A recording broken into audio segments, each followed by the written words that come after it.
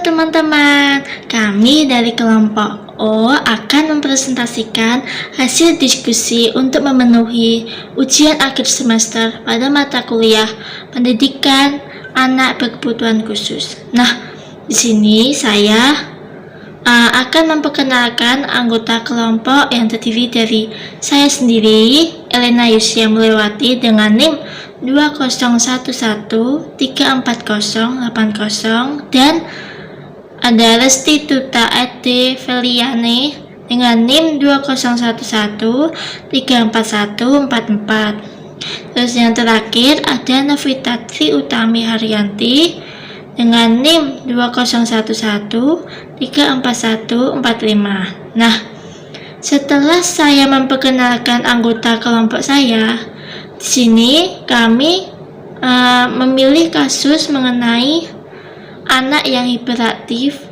di sekolah dasar. Nah, tepatnya ada di SD Merdeka Kota Yogyakarta. Nah, selanjutnya saya akan membahas materi sebagai berikut. Jadi, pada naskah kasus yang kami pilih ini bertujuan untuk yang pertama, mengetahui faktor-faktor yang mempengaruhi perilaku hiperaktif pada siswa SD Merdeka. Yang kedua, menunjukkan usaha-usaha yang dilakukan guru dalam memusatkan perhatian belajar siswa di SD Merdeka. Nah, pada subjek dalam naskah ini ialah siswa hiperaktif yang ada di sekolah SD Merdeka yang berjumlah 1 siswa yang kami lihat. Nah, dalam pengumpulan data tersebut kami melakukan dengan cara wawancara dan observasi. Nah, berdasarkan hasil yang kami lihat dapat disimpulkan bahwa yang pertama, faktor yang mempengaruhi perilaku hiperaktif pada siswa SD Merdeka yaitu dikarenakan anak mengalami kelainan pada otak, perlakuan orang tua di rumah, faktor lingkungan, dan teman sebaya. Itu yang pertama. Lalu yang kedua, usaha-usaha yang dilakukan guru dalam memusatkan perhatian belajar siswa hiperaktif di SD Merdeka dalam bentuk bimbingan yang klasikal melalui pemberian hadiah, pujian, menciptakan suasana belajar menyenangkan dalam bentuk permainan. Nah, tidak memberikan waktu luang kepada siswa untuk asik sendiri, mengembangkan sikap sosial, serta dalam bentuk individu atau konseling meliputi memberikan perhatian khusus. Kemudian menasihati dengan pelan, menempatkan siswa pada posisi duduk paling depan. Kemudian membina komunikasi, terus melakukan pendekatan serta menggunakan kata kalimat yang efektif. Nah, di sini saya akan melanjutkan apa sih itu pengertian anak hiperaktif. Nah, jadi anak hiperaktif menurut kelompok kami adalah hiperaktif yang juga dikenal dengan attention deficit hyperactivity disorder adalah suatu gangguan pemusatan perhatian di mana penderita mengalami kesulitan untuk berkonsentrasi dan bertahan dalam suatu pekerjaan dalam waktu tertentu. Nah, anak-anak yang mengalami hiperaktif mempunyai kesulitan untuk berkonsentrasi, pikiran mereka pergi kemana-mana. Nah, selain tidak dapat berkonsentrasi, penderita hiperaktif juga mengalami kesulitan untuk mengontrol gerak tubuhnya. Nah, selanjutnya adalah karakteristik anak hiperaktif. Yang pertama itu berlari dan berteriak saat main meski berada di dalam suatu ruangan.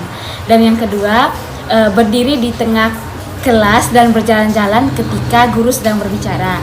Dan yang ketiga itu bergerak dengan cepat sampai menabrak orang lain atau barang-barang. Selanjutnya ada penyebab anak hiperaktif. Yang pertama itu faktor genetik.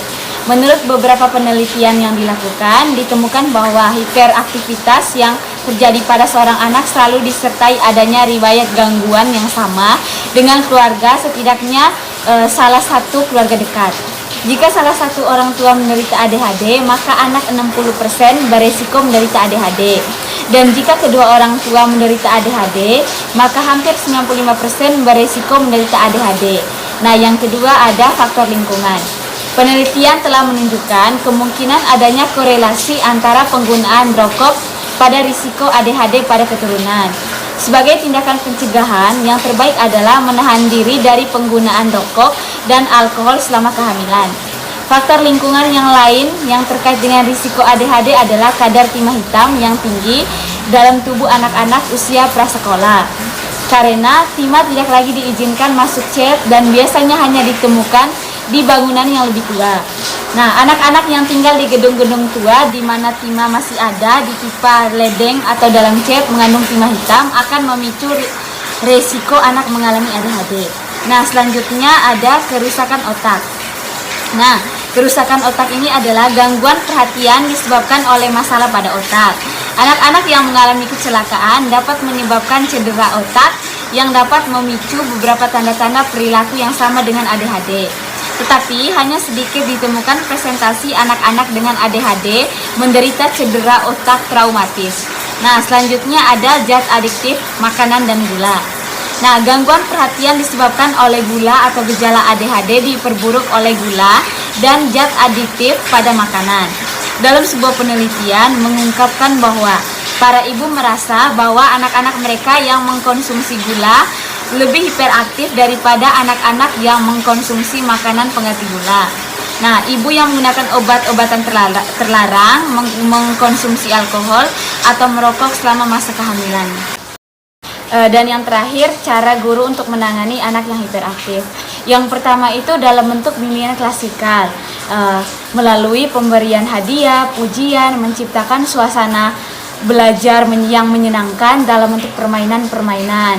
Nah, dan tidak memberikan waktu luang yang dapat memberikan siswa untuk asik sendiri, mengembangkan sikap sosial, serta dalam bentuk individu atau konseling, meliputi memberikan perhatian khusus, menasihati dengan pelan, menempatkan siswa pada posisi duduk paling depan, membina komunikasi, melakukan pendekatan, serta menggunakan kalimat yang efektif. Selanjutnya, saya akan menjelaskan mengenai cara mengidentifikasi anak yang hiperaktif. Pada saat kami mengobservasi anak tersebut, kami melihat beberapa tanda-tanda yang dialami oleh anak tersebut, yaitu ada anak tersebut berlari dan berteriak saat main meskipun berada di dalam ruangan, kemudian berdiri dan berjalan-jalan ketika guru sedang menjelaskan pelajaran yang berlangsung, kemudian bergerak dengan cepat sampai menabrak orang lain atau barang-barang di sekitarnya, kemudian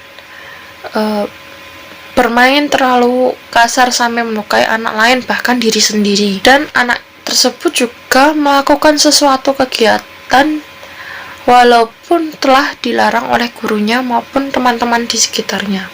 Menurut kelompok kami, ketika anak tampak memiliki banyak energi dan hiperaktif, bukan berarti selalu buruk, namun tetap perlu diperhatikan lebih lanjut. Apabila hiperaktifnya sudah terlalu mengganggu, sering sekali dan terjadi dalam waktu lama, sehingga mempengaruhi kemajuan dan kemampuan anak dalam pembelajaran, tentu saja seorang guru dan orang tua berhak memberikan perhatian khusus kepada anak tersebut. Anak ini biasanya teridentifikasi dari sekitar umur 4 sampai 14 tahun. Kemudian untuk selanjutnya kami akan membahas mengenai pendidikan inklusi. Pendidikan inklusi adalah suatu pendekatan pendidikan yang inovatif dan strategis untuk memperluas akses pendidikan bagi semua anak berkebutuhan khusus, terutama anak penyandang cacat. Pendidikan inklusi juga dipahami sebagai proses penanaman sikap toleran di kalangan siswa agar mereka siap menghadapi perbedaan dalam kehidupan seperti berpendapat, lalu perbedaan kepercayaan dan budaya, etnik, dan ideologi. Kemudian untuk tujuan dari pendidikan inklusi ini memberikan kesempatan bagi semua peserta didik untuk mengembangkan kompetensi yang dimilikinya dengan cara pendidikan inklusi ini. Serta pendidikan inklusi ini memiliki beberapa karakteristik. Di antaranya yaitu pendidikan inklusi harus ramah dan hangat sehingga mendapatkan rasa nyaman peserta didik yang memiliki latar belakang atau kondisi yang berbeda dan kemampuan yang berbeda. Kemudian pendidikan inklusi ini kemudian ada manfaat pendidikan inklusi untuk peserta didik berkebutuhan khusus, yaitu untuk meningkatkan rasa percaya diri dan memiliki kesempatan menyesuaikan kesiapan dalam menghadapi kehidupan di masyarakat. Peserta didik dapat belajar mengenai keterbatasan, kelebihan, dan keunikannya masing-masing. Dan selanjutnya ada daftar referensi yang kami gunakan. Kemudian kelompok kami juga ingin memberitahukan bahwa pendidikan inklusi ini dan pendidikan anak berkebutuhan khusus ini juga sangat bermanfaat dan mengedukasi bagi anak-anak untuk memberikan dukungan semangat bagi mereka yang memiliki keterbatasan dalam belajar dalam sehari-hari.